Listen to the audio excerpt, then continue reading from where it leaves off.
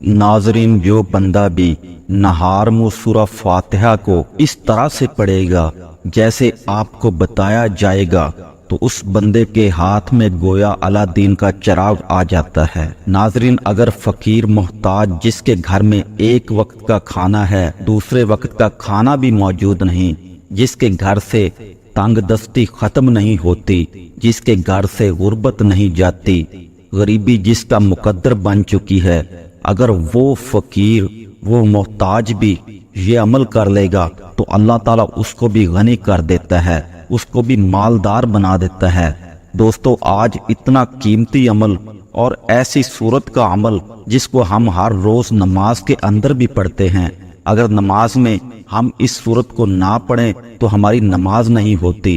तो अंदाजा लगाइए ये कितना कीमती अमल है, ये कितनी कीमती सूरत है, इस सूरत का कितना कीमती वजीफा है जो आपको बताने लगा हूँ। नाजरीन, जो शख्स चाहता है कि वो जिस चीज में हाथ डाले वो सोना बन जाए, जिस काम को करे वो पूरा हो जाए, जिस मकसद के लिए पढ़े उसको कामयाबी मिल जाए, जहाँ कारोबार के लिए जाए उसको कभी नुकसान ना पहुंचे, उसका कारोबार तरक्की करे, और जिस शख्स का कोई ऐसा मसला है कि उसे रोज थाने कचहरी में जाना पड़ता है, कहीं भी जाना पड़ता है, तो वो ये अमल कर ले, इंशाअल्लाह उसके सारे मसले हल हो जाएंगे। नाजरीन, वो शख्स जिसका कारोबार बिल्कुल ठप हो चुका है, जिसको कोई रास्ता नजर नहीं आता, जो शख्स बहुत ज्यादा मकरूज है, कर्जा उतरने का कोई चांस उसको नजर नहीं आता, वो कर्जे में डूब चुका है, तो उस शख्स को चाहिए कि ये वजीफा, ये अमल लाजमी करे।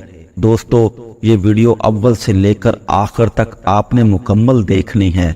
इंशाअल्लाह आज एक ऐसा अमल बताने लगा हूँ, एक ऐसा वजीफा बताने लगा हूँ जिसके बाद आपकी जिंदगी बदल जाएगी, आपकी जिंदगी में इतनी तब्दीली आ जाएगी कि आप हैरान रह जाएंगे, आपकी जिंदगी संवर जाएगी, आपका नसीब चमक जाएगा। नाजरीन, मैं ये बताना चाहता हूँ कि ये कौन सा अमल है। नाजरीन, ये सूरह फातिहा का अमल है। सूरह फातिहा कुरान मजीद की पहली सूरत है, इसको उम्मुल किताब भी कहा जाता है। इसकी बेशुमार फजीलतें हैं, अगर मैं आपको इसकी फजीलतें बताने लग जाऊं तो बहुत ज्यादा वक्त चाहिए। मैं बस आपको इतना बता देता हूं कि मुस्लिम शरीफ के अंदर एक हदीस मौजूद है कि एक मर्तबा फरिश्ता आसमान से नाज़िल होकर बारगाह नबूवत में मेरे नबी पाक की बारगाह में हाजिर हुआ और अर्ज की, या रसूलल्लाह सल्लल्लाहु अलैहि वसल्लम, मुबारक हो। आप सल्लल्लाहु अलैहि वसल्लम ने फरमाया,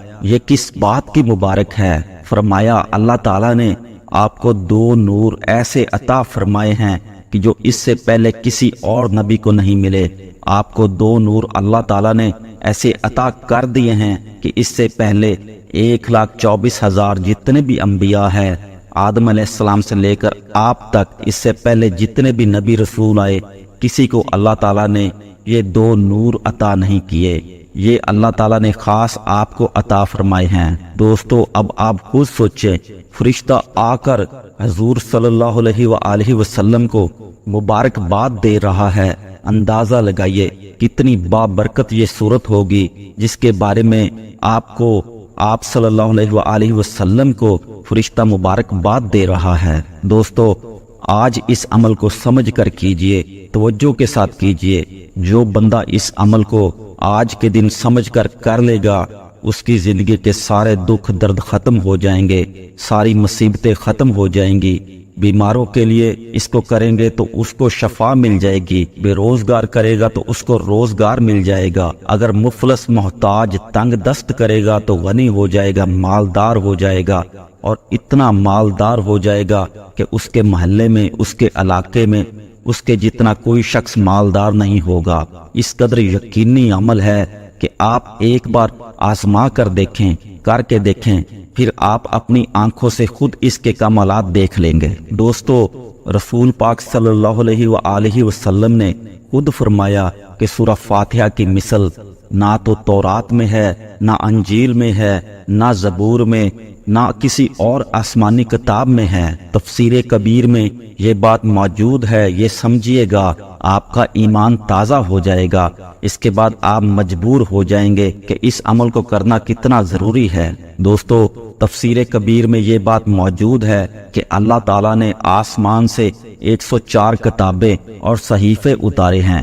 104 کتابیں اور صحیفے، اور ان ساری آسمانی کتابوں اور صحیفوں کا سارا علم اللہ تعالیٰ نے قرآن مجید میں رکھ دیا ہے۔ یعنی ان 400 صحیفوں کے جتنے بھی علم ہیں اللہ تعالیٰ نے ان 4 کتابوں میں رکھے، پھر ان سب کا علم اللہ تعالیٰ نے قرآن پاک میں رکھ دیا۔ دوستو، جتنا علم ان 3 کتابوں میں اور باقی 104 صحیفوں میں ہے، اللہ تعالیٰ نے وہ سارے کا سارا علم قرآن پاک میں رکھ دیا ہے۔ پھر قرآن پاک کی جتنی بھی فضیلتیں ہیں، جتنی بھی چیزیں ہیں، وہ ساری کی ساری اللہ تعالیٰ نے وہ اس سورت کے اندر، جس کو سورہ فاتحہ کہا جاتا ہے، اللہ تعالیٰ نے رکھ دیے ہیں۔ دوستو، قرآن مجید دیکھنے میں تو الف لام میم سے لے کر سورہ والناس تک ہے، اس کے اندر اتنا علم ہے آپ اندازہ نہیں لگا سکتے۔ اللہ تعالیٰ نے وہ سب کچھ جمع کر کے سورہ فاتحہ کے اندر رکھ دیا ہے۔ پھر جس نے سورہ فاتحہ سیکھ لی، گویا اس نے ساری آسمانی کتابیں سیکھ لی۔ جس نے سورہ فاتحہ پڑھ لی، گویا اس نے تمام آسمانی کتابیں پڑھ لی۔ دوستو، یہ سورت ایسی ہے کہ اس میں اللہ تعالیٰ نے دوزخ کے عذاب کا ذکر نہیں کیا، اللہ نے اپنی رحمت کا ذکر کیا ہے۔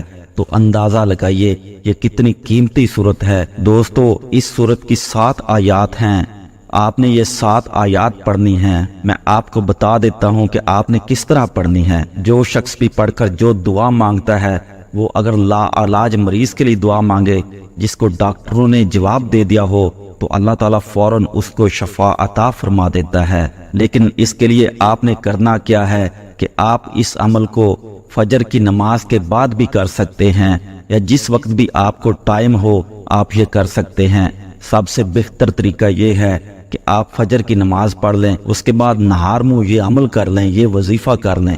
سب سے پہلے آپ نے تازہ وضو کر لینا ہے، اور کچھ کھانا پینا نہیں ہے، صرف اس سورت کو پڑھنا ہے، یہی اس کی شرط ہے۔ سورت پڑھتے وقت آپ کو ہر صورت میں باوضو ہونا چاہیے، اور اس عمل کے دوران آپ نے کسی سے بات نہیں کرنی، کسی کی باتوں کا جواب نہیں دینا، اس بات کا آپ نے خاص خیال رکھنا ہے۔ اور پھر آپ نے قبلہ کی طرف منہ کر کے اس سورت کو پڑھنا ہے۔ دوستو، سورہ فاتحہ ایسی سورت ہے کہ اس کا پڑھنا نماز میں واجب ہے، چاہے آپ فرض نماز پڑھیں، نفل پڑھیں، وتر کی نماز ہو، کوئی بھی نماز ہو، اس کے اندر اس سورت کو پڑھنا ضروری ہے۔ اگر نہیں پڑھیں گے تو آپ کی نماز نہیں ہوگی۔ اس لیے اندازہ لگائیے اس سورت کی کتنی فضیلتیں ہیں، کتنا بلند مقام ہے۔ بس آپ نے دوستو ان شرائط کو مد نظر رکھتے ہوئے ان شرائط پر عمل کر کے آپ نے یہ وظیفہ کر لینا ہے۔ پھر آپ جس چیز میں ہاتھ لگائیں گے آپ کو فائدہ ہوگا، جس کام میں ہاتھ ڈالیں گے آپ کو کامیابی ملے گی۔ دوستو، اب اس کا طریقہ آپ اچھے طریقے سے سمجھ لیجئے کہ آپ نے اس وظیفہ، اس عمل کو کیسے کرنا ہے۔ تو دوستو، جیسے میں نے آپ کو پہلے بتایا کہ آپ نے فجر کے وقت اٹھ جانا ہے، سب سے پہلے وضو کر لینا ہے، پھر فجر کی نماز ادا کرنے کے بعد اسی جائے نماز پر بیٹھ کر آپ نے یہ وظیفہ کرنا ہے، کسی سے بات کیے بغیر آپ نے یہ عمل کرنا ہے۔ تو سب سے پہلے آپ نے 5، 7 یا 11 بار درود شریف پڑھ لینا ہے، جو بھی آپ کو آتا ہے۔ اگر آپ درود ابراہیمی پڑھیں گے جو نماز والا درود ہے تو اس کی بہت زیادہ فضیلت ہے۔ تو دوستو، آپ نے سب سے پہلے 11 مرتبہ یا 7 مرتبہ یا 5 مرتبہ آپ نے درود ابراہیمی پڑھ لینا ہے۔ اس کے بعد آپ نے 100 بار سورہ فاتحہ یعنی الحمد شریف پڑھ لینی ہے۔